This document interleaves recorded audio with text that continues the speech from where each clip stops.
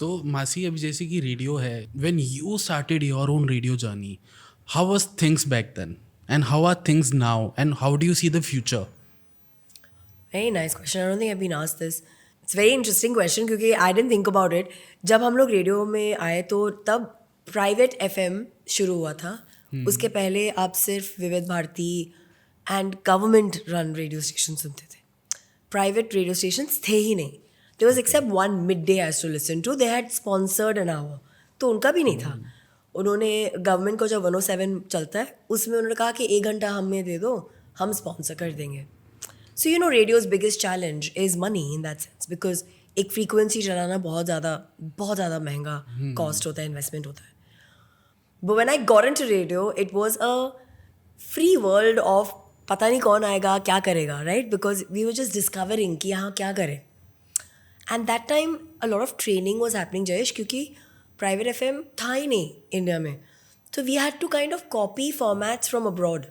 तो हमारी मेरे जो पहले रेडियो स्टेशन में इनिशिएशन हुआ था, we had trainers from New Zealand, Australia, जहाँ पे एक फॉर्मेट था कि हमको समझना है कि एक सुनने वाला वो कितना आपको अटेंशन देता है, देती है, how long will they listen to you, how should you present your thoughts.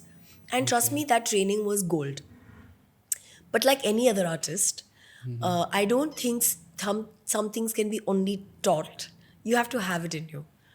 और बहुत बहुत बड़े नाम हैं हमारे रेडियो वर्ल्ड के. Jeetu Raj, he audition me and chose me and the rest is history. I am so grateful. कई बार ना जयेश, आई एम श्योर ये आपके साथ भी होता होगा कि कोई कॉल करके गया, चल ना ये बिजनेस ट्राई करते हैं, specially now because it's startups, right?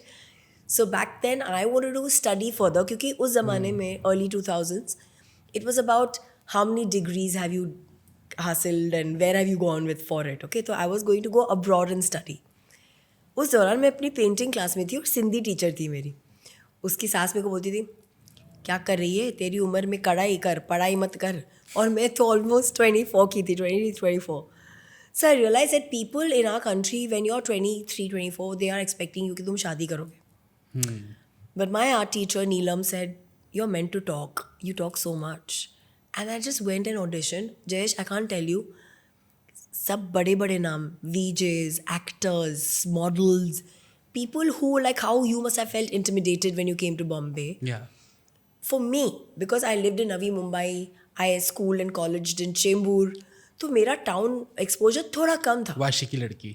Exactly, Navi Mumbai की लड़की, टोल नाके वाली, as Sonu Nigam calls me. So I found it very, very strange that इतने बड़े बड़े लोग, मेरा इधर क्या काम है? You know, I was so sure I was not getting through.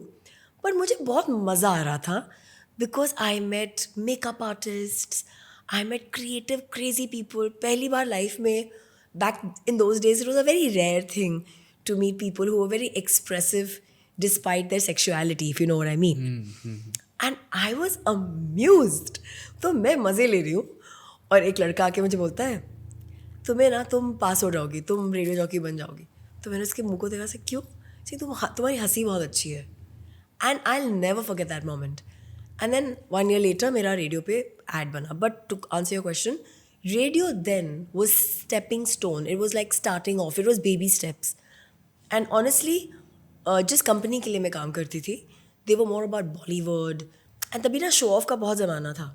So you know, style and stylise things. तो तब radio was not so much about content क्या कर रहे हैं, किस लाइफ चेंज कर रहे हैं. No, it was about delivering entertainment with a little bit of news views, जो रेडियो होता ही है.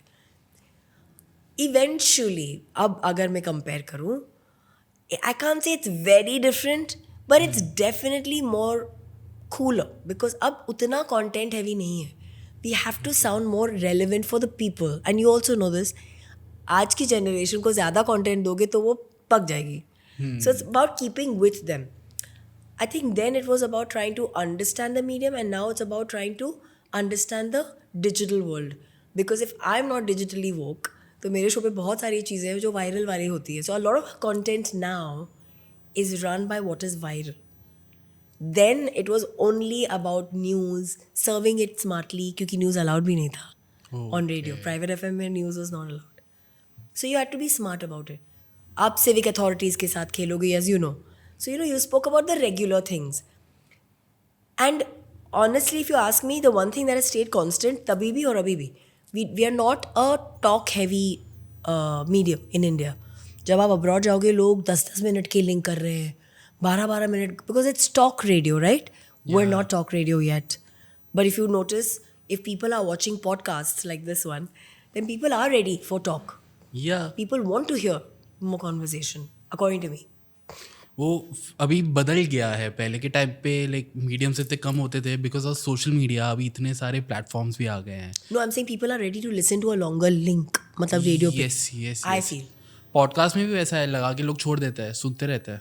हाँ, एज अ रेडियो फॉर्मेट पीछे चल रहा है कहीं, आप काम कर रहे हो. और उसमें भी क्या ऑप्शन आ गया ना कि आपको जो सुनना है आप वो चूज कर सकते हो. ऐसे टेलीविजन के अंदर आपके पास चॉइस नहीं होता था, जो दिखा रहे वो देखो, लिमिटेड चैनल्स. बट OTT के बाद अभी ऑप्शन मिल गया, आपको जो देखना है, जब देखना है, जैसे देखना है, आप देख सकते हो. Same with this which I feel. Also, I have to tell you, music back then was more Bollywood, a little bit of independent. Now it's about indie artists. As you know, post-pandemic, अगर कोई गाना viral है, and बहुत सारे गाने viral होने के बाद लोगों को पता चलती है, तो अब म्यूजिक भी रेडियो पे बहुत वायरल